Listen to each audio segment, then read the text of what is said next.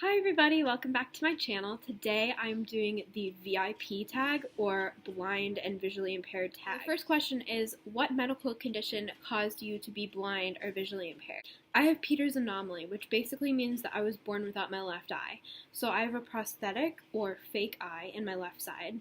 And then I was also born with a clouded cornea in my right eye, so I was completely blind when I was born. I had 2 different cornea transplants in my right eye, which basically failed because my whole cornea is clouded except for a spot by my nose, and that basically allows me to see about 4 feet ahead of me with color, people, big letters, and not a lot of detail, so I can't see your facial expressions or if you're smiling or frowning or not. The second question is, describe your visual impairment in 3 words.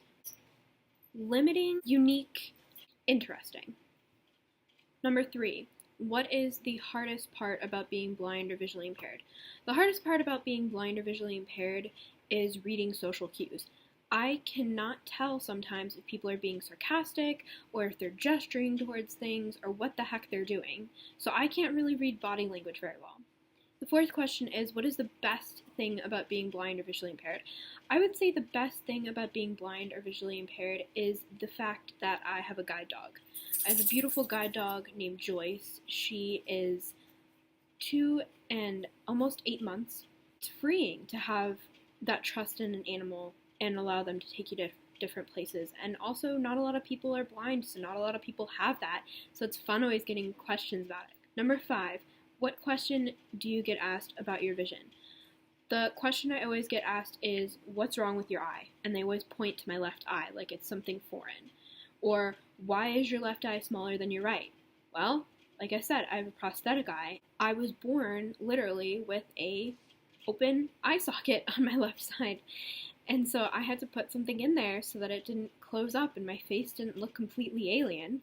My parents allowed me to get a prosthetic eye because it was covered by insurance, and it ensured that my face grew symmetrically. But still, it's not going to be as big as a regular eye, and it also doesn't have an eyelid. So that's why I can't wear makeup. The next question is, do you use a cane, guide dog, or neither? I previously used to use a cane, and then I started using a guide dog. The reason why I switched from a cane to a guide dog is that it gives me more independence. Joyce can navigate me around obstacles, whereas a cane just bumps into stuff. And also, it's nice having a fuzzy companion by your side. The next question is, what piece of advice would you give to someone who is losing or has just lost their sight? I would say to you that it's not the end of the world. I know that's a cliche, but it's true. Your world is going to be opened up so much more when you're visually impaired or blind, because you're going to discover that you can actually use more of your senses now. Like, you need to navigate by touch, by sound, by smell, sometimes by taste if you don't know what food you're eating. You will heighten your other senses to make up for what you've lost.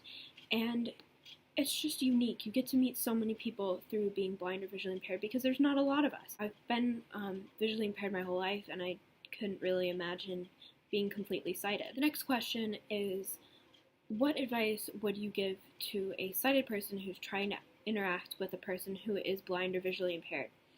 I would say my biggest piece of advice for you is to treat us like we're normal human beings. We're not some anomaly that you can just experiment on or poke or move across the street. You know, we're people too. We have feelings, we have careers, we have life goals. Treat us like a normal person.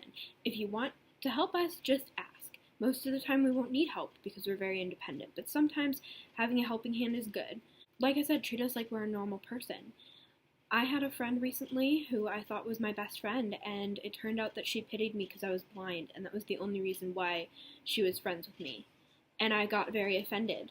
Because you know what? My disability is an outward thing. It doesn't define who I am. It may define how I do things in class and how I adapt things, but it doesn't define who I am as a person. I'm much more than a visually impaired person. I'm a writer. I'm a poet. I'm a singer. Just defining someone by their visual impairment is just not okay. So treating us like normal people is the biggest advice I could give to you. The last question is, why did you join YouTube? I joined YouTube to make videos about books, or as they call it, booktube. And I also joined YouTube to network with other blind and visually impaired people, or to network with book lovers, because that's what I want to do. I want to be a novelist. Having that opportunity to network with people that I would never know if it weren't for the internet is just a beautiful thing. Alright guys, the last question is to tag someone. Well, I don't really have any YouTubers that I know. If you're blind and visually impaired and you're watching this video, please do this tag. It's actually really fun and allows other people to get to know you better. Thank you guys so much for watching, and I hope you have a great day. Don't forget to like, comment, and click that subscribe button, and I'll see you soon with a brand new video. Bye!